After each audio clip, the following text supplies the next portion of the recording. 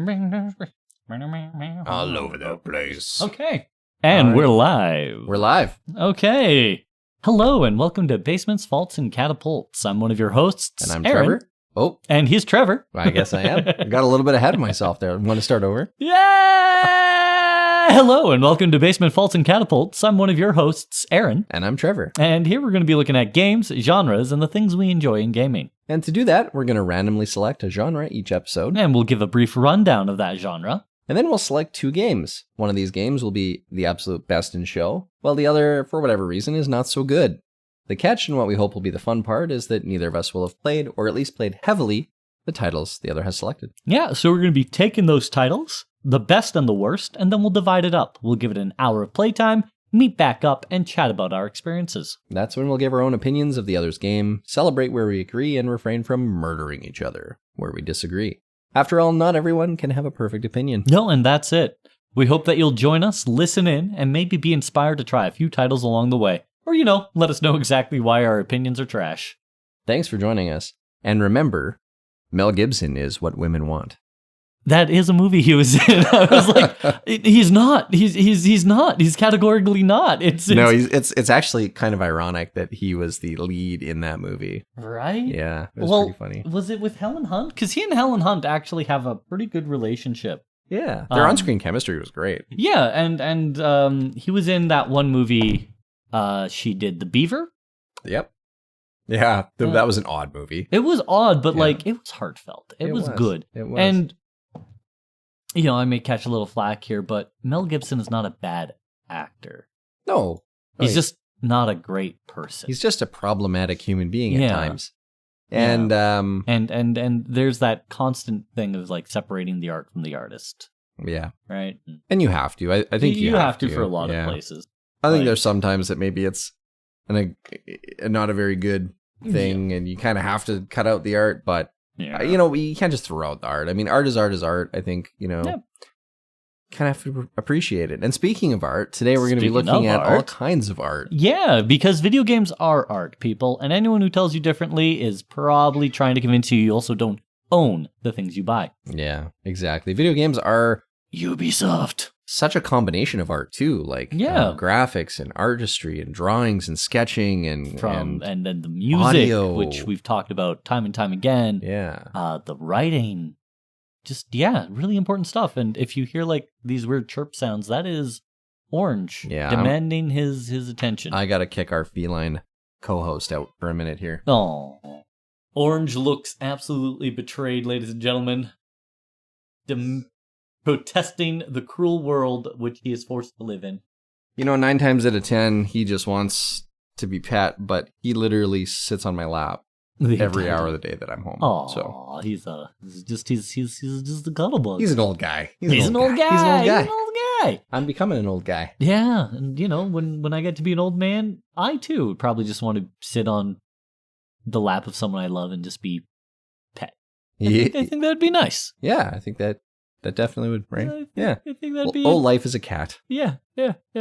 Oh, to live the life of a cat. You just poop in a box, people just pick it up and carry it out. Yeah. Sometimes you don't make the box. Guess what happens? They clean it up anyway. My cat is getting to the point where he does miss the box more frequently than he should. Oh, no. Oh, well. Oh, well. What is he? He's, anything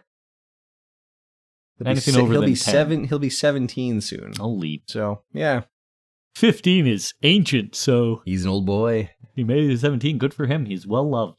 So what game, if any, have you been playing this week? I picked up Midnight Suns. Okay. Because it's on sale on Steam right now. It's like $30 for the Legendary Edition, which has like all the DLC and all that. And it's like XCOM meets Dating Simulator meets Deck Builder. Okay. Marvel's Midnight Suns. And I say dating simulator, friendship simulator, because you just get to hang out with your favorite superheroes and be like, do you like movies? I like movies. That's interesting. And it's Xbox and PlayStation 4 only console game. Yeah, it's on PC. I picked it up on Steam. Oh, nice. But it's a joy. And it's by Firaxis. Firaxis, same guys that did like Civ, Civ, XCOM. and yeah. So Cool. like, there's pedigree there. Is it the best example of any of these games or genres? No, but I had a beer with Wolverine, and then Deadpool and I pranked somebody. So really, it was a good day. I like it. Yeah, it's a tactical RPG. Yeah. So your Is it Marvel's Civilization? No, because your character is kind of like a demon hunter from a bygone era that's been reawoken to fight this evil. And your group is called the Midnight Suns, and you start off with your group, which consists of the new Ghost Rider, Magic, and I forget her name, Nico. And they're like your core group, and then as you go on, Doctor Strange and Iron Man join you, and Wolverine and Spider-Man join you. Deadpool, Storm, a few others all join you, and it's really good. And it was really fun.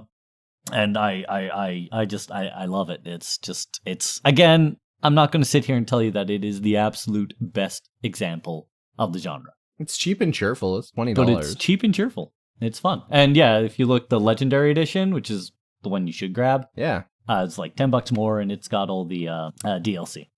Oh, cool. Yeah.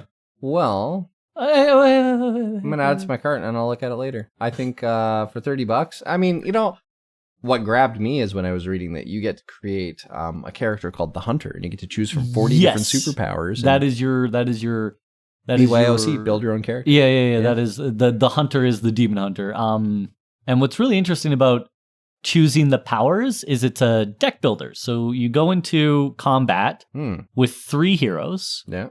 And each hero has 8 cards in the deck. So for a total of, what is that, 24? Yeah. 24 decks. And then every turn you draw 3 or 4 cards. And then you play those cards. So those are your abilities, right? It's X-Men Yu-Gi-Oh! Kind of, yeah. All right, cool. And then you play those cards, and then the enemies are on the field. So that's where the XCOM element comes in. It's sort of, you pick the enemy you hit. You can combo things off of things. One of my favorite bits is once you get Spider-Man, you can unlock an ability called teamwork fighting. Okay. So before you get that ability, a lot of moves have knockback. Okay. And knockback, what it does is once you can knock an enemy into something else. And if you knock an enemy into an enemy, that enemy...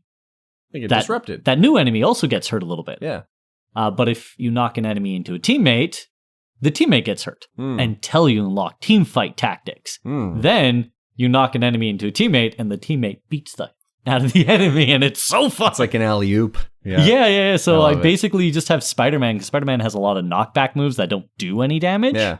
Just knocking guys around. Yeah. And I knock him into like Wolverine or the Hunter, and the Hunters, they just eviscerate him. It's hilarious. Yeah, Spider-Man's attacks have never been like, overly fatal. They've always been pretty... Even in the original Spider-Man cartoon, he always just like, flip, beat them up, tie them up, and then let the authorities take them away. And then off he went, Yeah. Swinging into the night, because he's got work and a double major, and... Yeah, multiple girlfriends. Yeah, like somewhere in there he's got and he probably promised Aunt May he'd like mow the lawn or something. Oh my God, like, he's a busy boy. Your Uncle Ben dies, and then you basically abandon your Aunt May and you're never home. Good for you. Good for you, Peter Parker. Who's the real monster Spider-Man? Yeah, I think, that's one of the things that I loved about the Tobey Maguire Spider-Man movies is that it really showed how arrogant he became. After a while, like he meant well, but especially in Spider-Man 3, I know people give the Spider-Man walk a lot of grief. Maguire. Yeah. I think that was Maguire was fun. I like Tobey Maguire. It was a really good transformation to watch. Peter Parker become an arrogant jerk, and then that fall and that build back up. Yeah. And I think that was important, and I think while I love everyone. All of the actors and actresses that were cast in that movie, I don't think the casting choices worked well for what they were trying to do. Like, I like, was it Topher Grace? Oh yeah, as Eddie Brock. As Venom. Yeah, not a great cast. I love Topher Grace, not as Eddie Brock. No, not as Eddie Brock should have been played by a meathead. Topher Grace would have made a good Osborn lore. Totally. Would have made a great Osborn. Yeah, not that what's his face did a bad job. Oh, Mr. Face. Oh, you're not talking Harry Osborn. No. Harry Osborn was Defoe, and he nailed it. Yeah, Defoe was amazing. Yeah. You can't do this to me.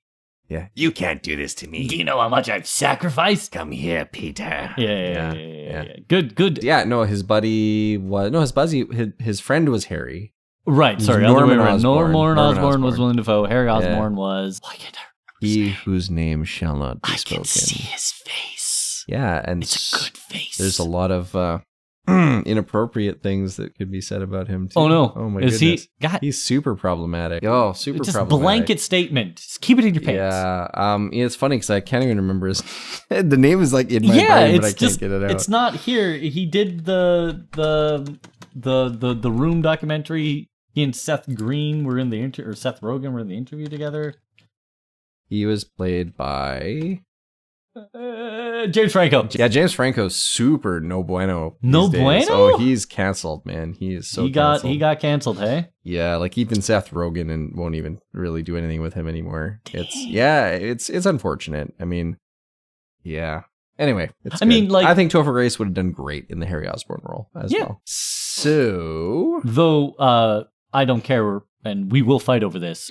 Bruce Campbell was perfect in every role in those 3 movies. Oh, yeah. The French Waiter was my favorite French Waiter is my favorite by far, because in the first 2, he was kind of in his way. Yeah. And then the third one, he was just, I'm here for you, buddy. I'm rooting every step of the way for you. Yeah, it was so good. And I was thinking the band could play the song, their favorite. Their favorite. And I was going to propose with this ring. Oh! Puts on like a jeweler's magnifying glass. Oh, there it is. Oh, there you are. Like, there you are. He's just so lovely and wonderful, and I loved every second of it. And that really played up, because if you had watched all 3 movies, which most people in our cohort did, Bruce Campbell's on set. He is going to just make Peter Parker's life miserable. Oh yeah. And then no, I'm here for you, buddy. What do you need? I can do it. Yeah, it's funny. Bruce Campbell was on the stage at a convention many, many, many years ago, and the fans were really kind of like pushing for him to do more Evil Dead. Like, this was before Ash vs. Evil Dead came out. Oh yeah, no, I love it. And also, I like more Lucy Lawless. Like, just more. Yeah. She was like badass. She's always badass. But, I want more Lucy. Yeah, me too. I think it was funny though, because Bruce, this was 4 or 5 years before Ash vs. Evil Dead came out, but Bruce was up on stage and he's like,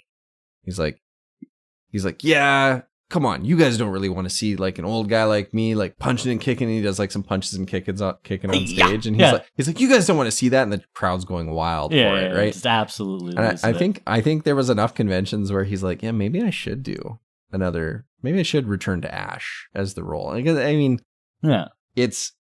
it's probably equally frustrating for actors when they're trying to like diversify their portfolio or get into different roles, that the fan base keeps trying to pull them back to the same role constantly. That's got to be a little frustrating. But it's also like, it's because because people loved what you did. And I do respect the actors that go back to it, but I also respect the actors that choose not to, that say, no, you know what, I'm done with that character. I don't need to go back to it. Like Patrick Stewart. He was like, I'm not going back to Picard. Like, I'm done with that. It's over. Yeah. And then they sucked him back. Yeah. Well, and how they sucked him back was twofold. First off, we don't want to make they didn't want to make like another Star Trek Captain movie, right? They wanted to make this more introspective character, which Patrick Stewart eats up. He loves that sort of work. Yeah.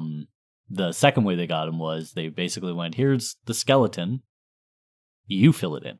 Yeah. And that sort of creative control, like if you're an actor and you're given that opportunity for that creative level of creative control, you sign on. You don't even think about it, because at the end of the day, we all just want to create. And given the opportunity to create is just such a gift. Yeah, yeah. So games I've been playing Stellaris. Stellaris is a gooder. Yeah, Are you liking the new machine expansion? I am, but I love playing Stellaris, but like I've played it so many times, and it's like no matter how many new things they add to it, no matter how many new races or gameplay mechanics or mega structures, I'm just like, it's just the same game though. Like it plays differently if you're competitive. Have you gotten Gigastructural Engineering yet? Yeah, I've tinkered with it a little bit. Yes. I love any mods that make the game bigger, better, stronger, or faster, because the game can be like 50 hours long. It can plod. It can plod. Yeah, it can plod. So I kind of burned through the last round. I just finished it as you came in today. Hit year 2500 on Iron Man, nonetheless. On Iron Man, yeah. I'm trying to get some achievements. I'm a completionist from time to time. I'm a completionist that's only ever actually completed like 3 or 4 games. But I just, it's because I get bored and I walk away from them. But yeah, I mean, once you beat a game a couple of times, you kind of want to try new things. So hopefully we play a genre that I haven't done a lot with. Well, so not a 4X then. No, I would prefer not a 4X. Mm-hmm. Now, I don't know that we have 4X in our categories. We don't. We have like real-time strategy. We have like turn-based. But yeah, let's put 4X on there. 45, 4X. So that is our 45th category. Yeah. For those of you playing at home, 4X is an abbreviation for Explore, Expand, Exploit, Exterminate. And it's arguably a subgenre of strategy, but nevertheless. Yeah. I think that 4X strategy is pretty cool. You've got your like galactic civilizations and your Stellaris of the world. And your civilization. Yeah. And so it's a great genre, but it is definitely your like strategist genre. Like my wife and I aren't going to sit down and play a 4X strategy game together. Yeah. We play Mario Kart and Dr. Mario and Mario Party and games that are like accessible to people. 4X strategy games I feel are like very niche. Do you guys play Overcooked 2? We have played Overcooked 2. Or as my friend likes to call it, Divorce Simulator. Divorce Simulator. Yeah, I was about to say it is fun to play together, but you gotta set a time limit on it. Yeah. Otherwise, it just becomes a struggle. Yeah, absolutely. It is a painful game of cooperation and dysfunction. But I love it. I do love Overcooked. It's just not in large doses. Yeah. No, if I play it with somebody, we're playing for 45 minutes. Yeah. And that's that. Any genres you're hoping for today? I'm always down for a good FPS. I love me a good shooter. Oh, we haven't done FPS yet, have we? One of my favorite content creators, Civi, just did a deep dive into Descent, which was such a fun, imaginative first-person shooter for me. And yeah, I'm always down for a good FPS. Always. Nice. I think I could do an FPS. So shall we roll a genre? Let's roll the genre. Let's find out what genre we're going to be dabbling in today. I have my dice. The dice I roll is a D20. It'll indicate how many times Trevor pushes the randomize button. Let's do it. And let's randomize. He is pushing that randomize button 2 times, ladies and gentlemen. 1, 2. 2 times. Oh, we've done survival. When did we last do survival? Episode 10. Survival 10. Yeah, we did. Yeah, that was a big one. So the other one we've got is roguelike. Have we done a roguelike? We have not done a roguelike. Hey. We've done Souls-like. Right. But we have not done roguelike. So I think our second alternative and the third alternative is farming. But Farming Simulator 2022 is available. Yes, playing an hour, we'll have just enough time to like maybe buy our first tractor and plant our first crop. I mean, if you're playing a farming simulator, the good guy gets to play Stardew Valley, but we've all played Stardew Valley. Yeah. Who hasn't played Stardew Valley? And My Time at Portia is the one I've been playing a little bit of. That one too much. Yeah, I played a bit of it. Yeah. It's less farming and more like city town adventure, adventure. Yeah. I gave my Lonely Outpost to go for a bit. Oh, how was that? Very early access. Very early access. Yeah, okay. I'm beginning to not want to play a game if it says early access just because it's so bare bones. Yeah. Like I'm paying you to be your beta tester. Yeah, I can relate to that. I've got 191 games on my wish list now. I have 12. And like Enshrouded is early access. Lethal Company's early access. I own Enshrouded. And yeah, it's early access. I added it because you recommended it. I did recommend it. It's fun, but it's early access. There's Sunken Land, which is early access, which also looks like a raft. But it's more like Rust on Water. Okay, Waterworld. Yeah. Oh yeah. Bang on. I've got Night of the Dead in early access, Terra Invicta in early access. Never heard of Night of the Dead. I got so many early access games on here. But yeah, I like to fill my wish list with things to look at, and I'm gonna clean up my wish list this summer. I'm gonna get rid of all the games that have been on there for like 4 years that I've just never bought. He's lying to all of us. If I look at my date added, the longest one ago was 2016 October. Holy. Infinifactory. Oh, you have Osiris on there. Yeah, Osiris New Dawn is in my wish list, and but I never committed. And the reviews are mixed, so it's not really great. But yeah, so roguelike.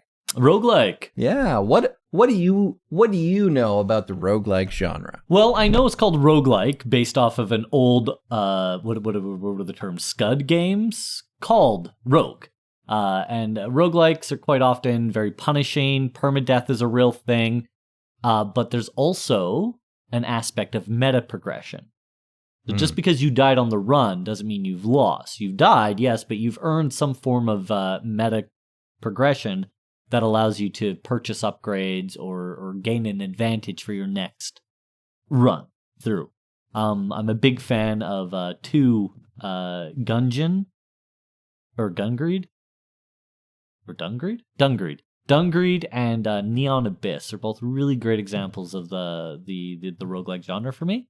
Cool. But there's tons. They saw a bit of a resurgence about 2-3 years ago. How about you? What do you find to be defining traits of a roguelike? Well, what I have found with roguelike is that many times in the past when I've referred to roguelike, it has been I've been mistaken as to what is and is not a roguelike. So I view a roguelike as a perpetual dungeon crawler. So it's kind of like you're going to die, and you're going to start over with new gear, or maybe you carry some things over, skills, different things, and you get to try again.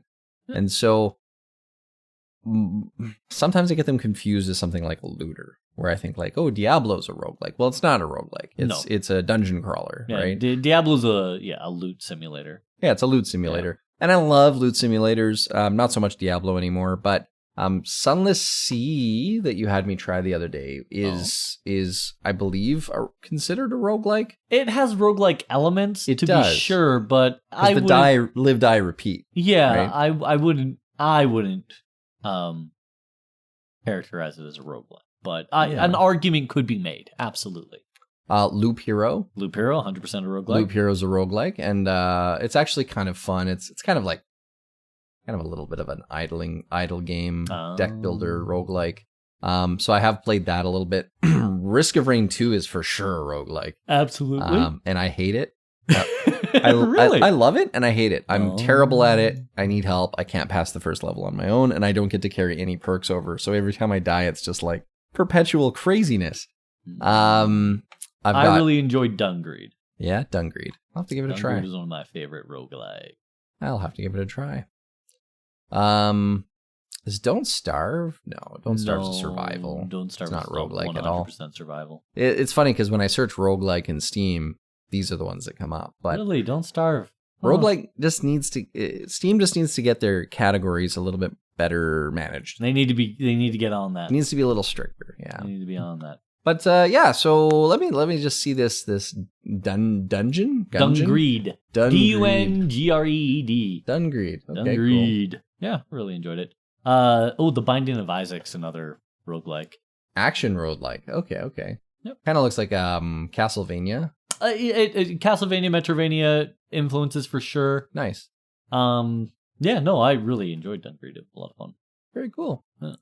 So, if we go back in the way back machine, long ago, cool. And we look at the last time we played platformers, we did, and we did.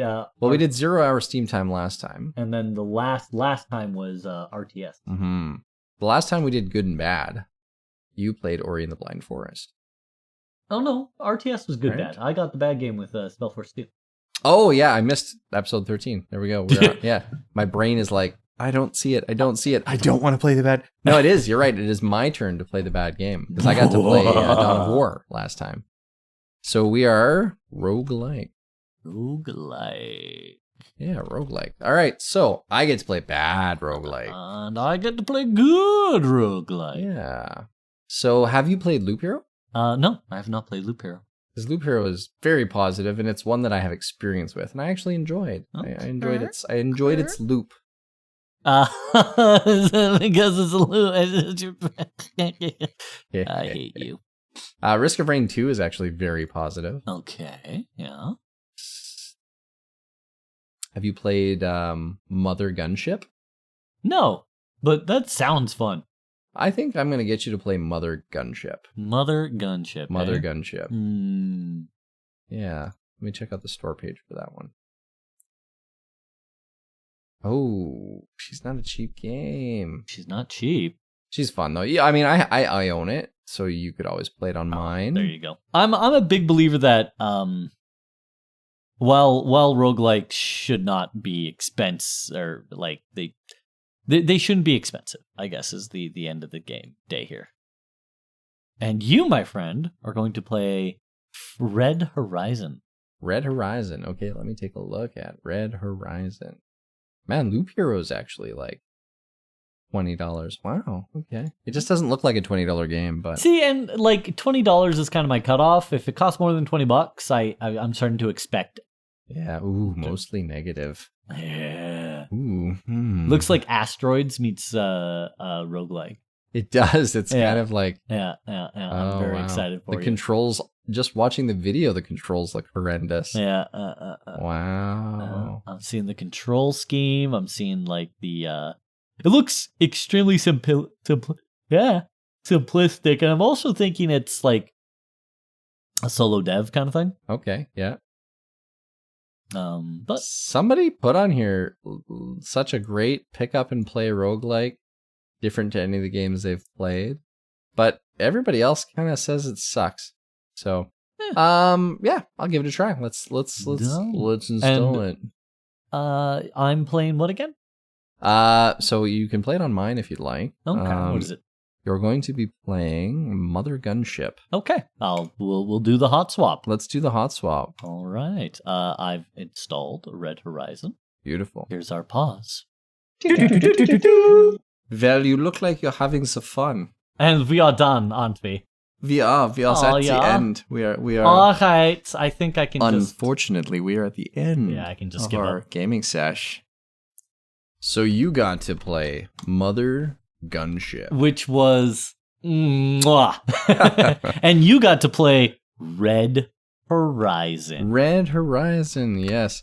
Oh, and you got halfway through the game. Did I? Yeah, you got the achievement halfway there. Get halfway through the game. Okay. Well, I managed to make it. Which only 17.4% of the players who've played this game have. In point of fact, only 35% of the players have completed the first item wave. Yeah.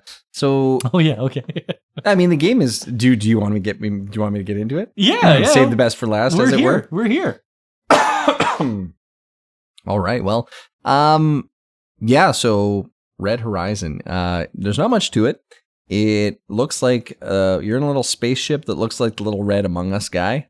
Okay. It's kind of that bubbly cartoon kind of aesthetic. Yeah, it had that, like, looking at the store page, it had that very simplistic 1990s arcade aesthetic. Yeah, but that's what you see is all you get. So there's no diversity to it. You literally are just this red little ship floating through space, wave after wave, with some diversity in the enemies that are attacking you, but ultimately it's pretty rudimentary. Yeah. So you'd think, basic roguelike, fairly basic, wave after wave.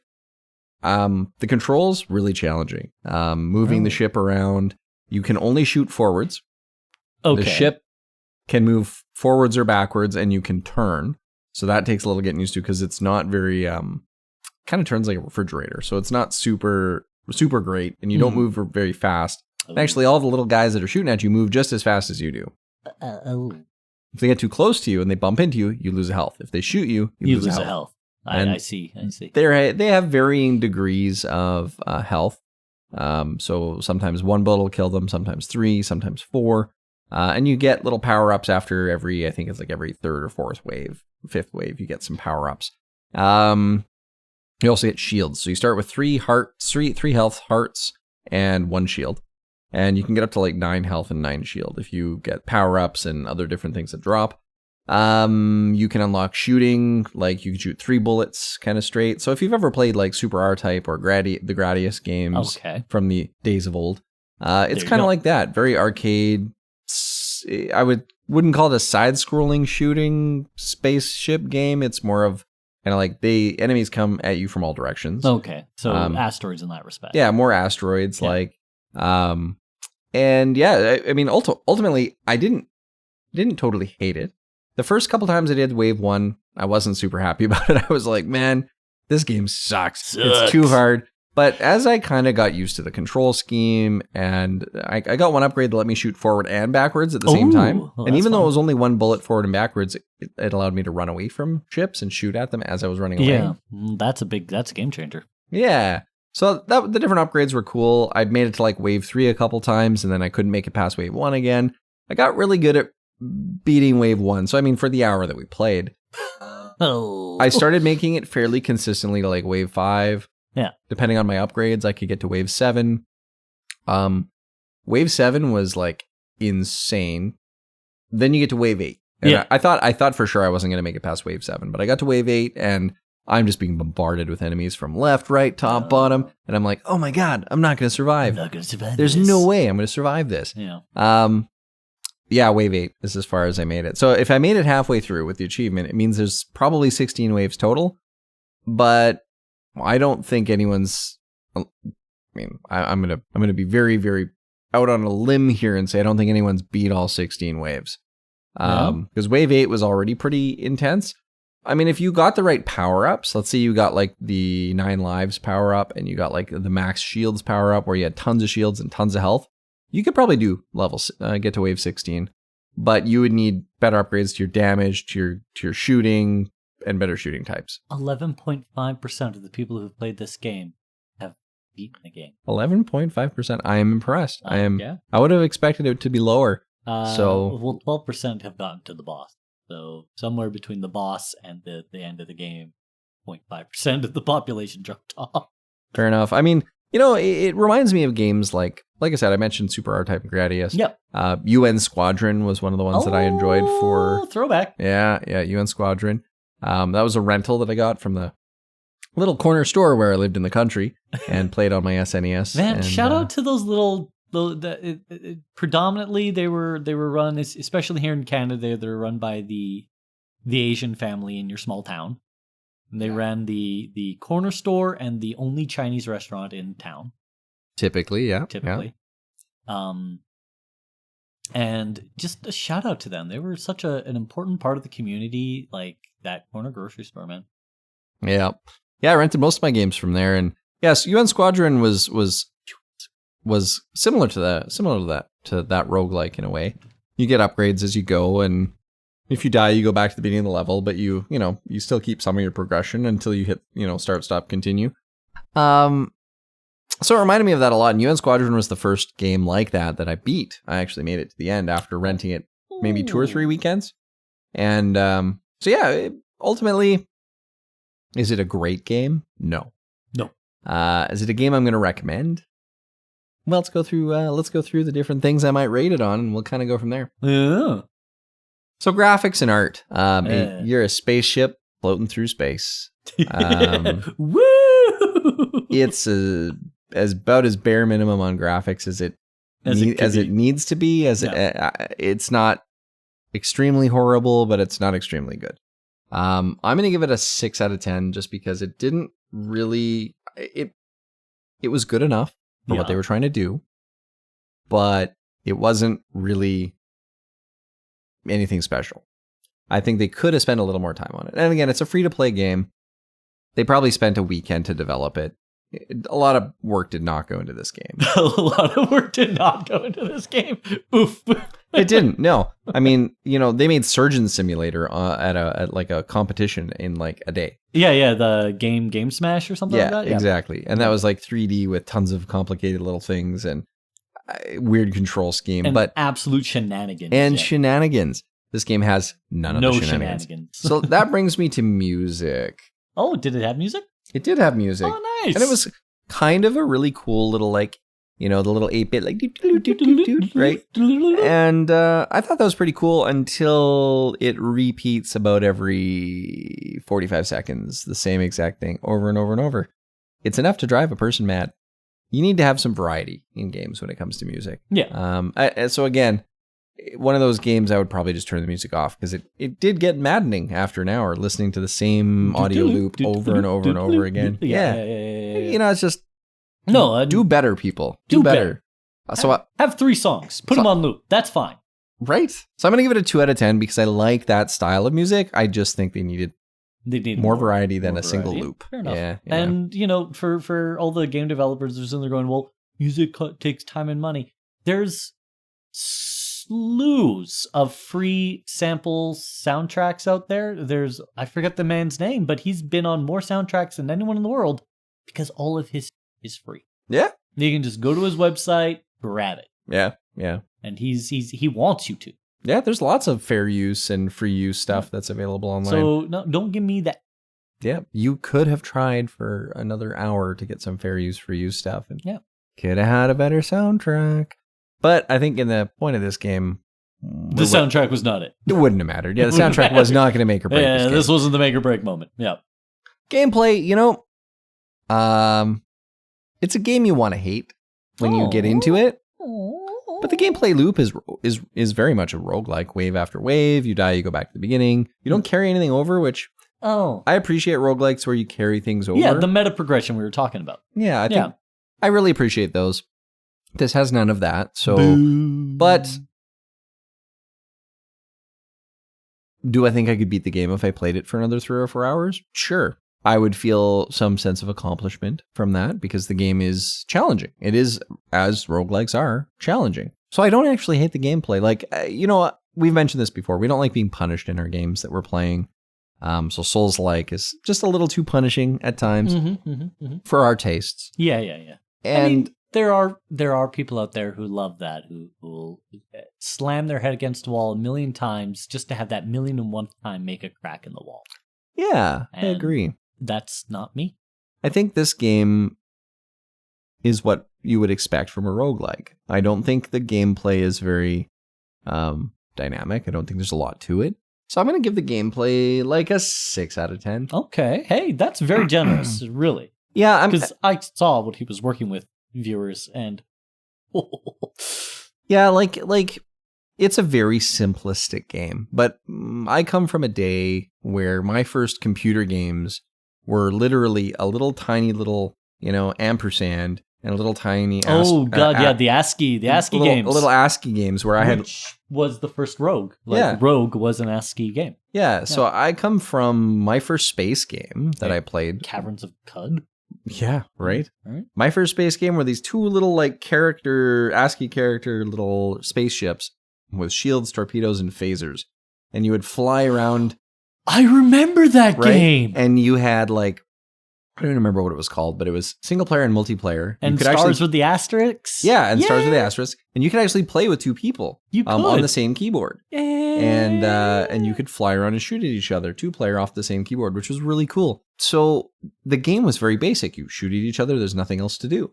And so I appreciate a simple game. This game is very simple. It is very much a roguelike. You just jump in, play wave after wave. So yeah, 6 out of 10. The gameplay was just under good enough.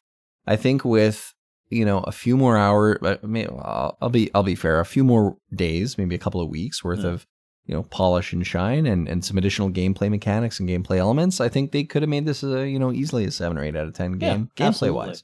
It has all the elements there and the potential there. They just didn't take it across the line. Right? Maybe tighten up the movement system. Yeah, so fun. Wave 8 is brutal, and the upgrades aren't well balanced. So every playthrough, You might get good upgrades. You might get like one upgrade makes your ship bigger, so you're a bigger target. Nobody wants that upgrade, but you have to choose 2 upgrades out of the 3 that are positioned to you. So you might get 2 good ones, 3 good ones, 1 good one, and then you have to pick a bad one. Yeah. Right? Oh. And so, did I have fun playing the game? For the first 10 minutes, no. For the next 20 minutes, I felt maybe I can have fun playing this game. And then by the end of the hour, I was like, no, I can't have fun playing this game. No, it's not for me. Yeah, it's just not fun. And I hate to say that, but you get what you get when you're playing a low quality, low rated game. So fun is like a 3 out of 10. I didn't really enjoy it. I think that if you love just a simple, free roguelike, give it a try. Mm-hmm. Give it a try. Load it up. I'm going to give it a general 3 out of 10. Wow. Yeah. Okay. That's fair. Very fair. Yeah, it's not great. My stamp of approval is usually a yes or no. I wouldn't put my stamp of approval on it. I wouldn't certify it. Yeah. To say, yeah, totally love it, go buy it. No, I wouldn't say that. But I would say it's free. If you like roguelikes and you want to get punished a little bit, give it a try. It is very punishing. Oh. It is not easy. Yep. And just over 1 out of 10 people that have tried the game or played the game have actually beaten it. So you could be one of the 10 one of the 1 out of 10. One of the few. The few, the proud. The United States, we beat Red Horizon.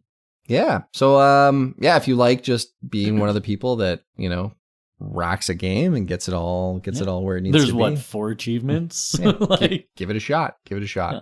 Otherwise, probably best to avoid it. Oh. Yeah. You hate to hear it. Yeah.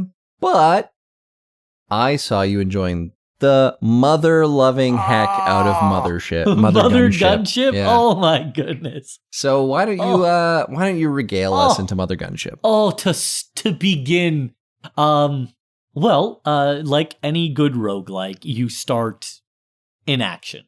You're in. This is happening. You're part of the game. Yeah. Which there's some elements of that I don't like, and there's elements where it's let's go. Super brief tutorial. Here's how to jump. It already assumes you know how to move because you're playing an FPS. Yeah. If you're playing an FPS, you've played an FPS. It already assumes you know how to shoot. It already assumes these things. It's just, here's the movement system that's unique to us. A triple jump. Not just a double jump. Triple. That's pretty awesome. It is pretty awesome. I really enjoyed it. So triple jump right at the hop. And then already they're telling you can pick up temporary upgrades. So the temporary upgrades last the duration of the mission. You don't get to bring them home, but you get to use them for the entirety of the mission, which I love. And now build your first gun. Once you build your first gun, you're up and running. And so fun. I loved it. I loved every aspect of it. The chain gun with the shotgun and the underbarrel, and it just went brap, and I could not have been happier. Oh yeah, no, it was good.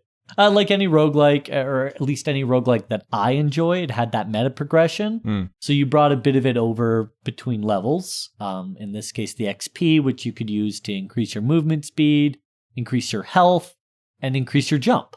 Right? So boom, great. I'm bought into the meta progression. You can bring weapons you've earned back, or parts you've earned back. But if you lose that mission, you lose the parts you brought with you. So there's a risk-reward there, which... but you've unlocked the parts. No. So let's say in one mission, I unlock a blue chain gun. Yeah. Right? Cool. I bring the blue chain gun and a whatever connector, don't care. Slap them together. I'm playing the mission. I'm having a blast. I die. Every gun part that I have is lost. Okay. So that blue chain gun, gone. I have to find or earn a new blue chain gun part. Okay, cool. So, there's that risk reward. Do you bring your best guns, knowing that, you might die? Mm-hmm. Right? So I really enjoy that. That risk reward is very important to me in a good gameplay loop. So solid. And now we got to talk about the things we could put numbers to, which is art or graphic. It was very frantic. Everything moved. There was things. It wasn't super Unreal Engine 17,000, but it was really good, put together, coherent, and cohesive. So I'm going to give it a 7 out of 10 on that. Okay, cool. Again, it didn't do anything like absolutely amazing and stunning, but it did everything extremely well, and it communicated the intent. Yeah, I think the graphics were probably intentionally kept a little more, like I noticed, cartoony, like less. Yeah, a little more cartoony, more flat textures, less polygons. Yeah, very low flat textures, count, right? Which was fine. It didn't need a bump map, Yeah. As for music and audio, it had a banger little heavy metal track, and Yeah. it cycled through things like when you're in a room full of guys, the music picked up, got super intense. When you cleared a room, it got really chill. Like it was well done. I'm going to give that an 8 out of 10. I love it. I really appreciate when a game ties its music to what's happening in the game. Oh, it's so important. It's just so immersive. So important. Gameplay loop was, for me, perfect. Go in, shoot, die, oh no, do it again, or win. Yay! Do it again. Yeah. Perfect roguelike gameplay loop for me. That is a 10 out of 10. Wow. 10 out of 10 roguelike gameplay loop. You know what'd be really interesting is down the road looking at all the ones that we gave 10 out of 10. Oh yeah, and going back and being like, maybe I was a little too high on, maybe I had broke number 4 again. Yeah. Maybe I got a little too high on my own supply there. So now you got to be honest. For fun? Did you have fun? I had so much fun. I'm going to go home and buy it. I had too much fun. So yeah, fun. The only issue I had with the game was during gun construction, it's not exactly clear how connectors work. So there may be a world where you might have a few moments where you think you're building something really cool, and the connector's like, that's not how I work. Sorry, buddy. Yeah. So a little more explanation on that I would have really appreciated. And while it didn't kill the game for me, it's going to be a 9 out of 10 for fun. Just because of that one moment, and because I've already given it 10 out of 10. And we gotta curve it a little bit here, guys. Yeah, I'm gonna be very bold and say a 10 out of 10 game does not exist. Nope, does not exist. It's not gonna be 10 out of 10 on any or all of the combined possible ratings. The closest 10 out of 10 I've ever played, Mass Effect 2. Yeah? Yeah. Mass Effect 2 is the closest I'll ever get to a 10 out of 10. Yeah. Mass Effect 2 was pretty good, but I just got bored of it after like 15 hours. I don't know what happened. I just dropped off the map. So thanks for joining the very last podcast we're ever going to have. No, absolutely not. I will go back to it. As we mentioned in the last... Didn't you buy the Legendary Edition? Or I did, yeah. You have it. I will go back to playing it, and the only reason I stopped playing it is because I was playing The Witcher 3, and for me... The Witcher 3 grabbed, yeah. For me, The Witcher 3 is the closest to 10 out of 10. Witcher 3 slapped. Yeah, it slapped. Yeah. Oh, sorry. All right, so... Okay. General rating. General rating is a 9 out of 10, because I'm not going to give this a 10 out of 10. And also, there was a 7 out of 10 in there, so you gotta knock it down. General rating, reporting for duty. General rating, reporting for duty. You're under arrest, general rating. You can't arrest me. Anyway, moving on. A stamp of approval. Yes. Unabashedly, yes. Get it. Buy it. Play it. Rock out with your mouse out. It is just so good. Nice. I'm going to play this without pants tonight. Oh my gosh. Oh my gosh. I'm ready. Well, you know what? I'm really happy to hear that because, I do not have a ton of time into Mothergunship. Like, I think I doubled the amount of time you had. You probably did, yeah. I buy a lot of games and I get distracted from games pretty quickly if I'm not if I'm not careful. And I think if I go and I look at so Mothergunship, I must have played for about 40 minutes total. 40? And you played for 65. Okay. So, actually, I will note that you were playing so hard that you did not want to stop. I didn't. It was bad, guys. Which is why we have the timer. We gotta have the timer. Stick to the timer. The timer is important because it gives the person playing a bad game a glimpse of hope. It's gonna last 20 more minutes. If I had to play Red Horizon for another hour, I would. You would have beaten the game. I would have been in the room crying after. Well, probably not. Bennett Foddy. I would have had to go watch Galaxy Quest again just to like cheer myself up. Just get over it. God, Galaxy Quest so good. If you haven't seen Galaxy Quest, guys, it's on Netflix. Oh my gosh, yeah, what a great movie. 1999. Tim Allen, Alan Rickman, Goldie Hawn. You know, I think Cars. No, that is incorrect. It's not Goldie Hawn. No, it's Ripley from Alien. Sigourney Weaver. Sigourney Weaver. Wow. Yeah, Sorry, Miss Weaver. Or is it Mrs.? I think it's Miss. Sorry, Miss Weaver. Yes, Sigourney Weaver, and it was 1999, and they made every fun of every trope in every Star Trek show ever. They went hard, oh guys. My God. But, and this is what I love, the director was like, okay, I'm not going to make a parody. I'm going to make a good Star Trek movie. Yeah. Actually, I would say that parodies. Galaxy Quest is is as much Star Trek as Star Trek is Star Trek. Yeah. Easily. And it's funny in a parody, It's funny. And what breaks my heart every day, and now I'm sharing it with you, is they were going to do a limited run television series. Yeah. Everybody was signed on. I mean, everybody was signed on. Yeah. And then we lost Alan Rickman. Yeah. Yeah, and they've been talking about still moving ahead with the project. No, you can't. But they won't. No. They won't. You can't. Not without Rickman. No, it's really unfortunate. I mean, if they did, I'd still watch it, but it wouldn't be the same. This wouldn't be the same. It wouldn't be the same. Wouldn't be the same. Thor's hammer. That being by said, the sons of Orvan. You shall be avenged.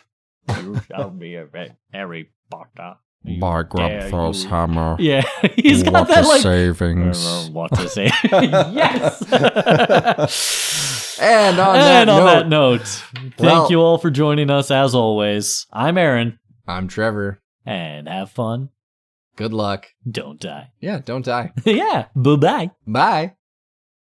And that's our time and the end of our episode. But don't feel sad it's over. Be glad it happened. From the two of us in the basement, thanks for tuning in. Join us next time. And feel free to send us any feedback on our socials or send us a direct email at bfcpcontact@gmail.com. And if you're really interested in what we're doing, join us on Patreon, where we will have loads of behind-the-scenes stuff and uncut takes as more episodes are released. Patreon.com/basements, faults, and catapults.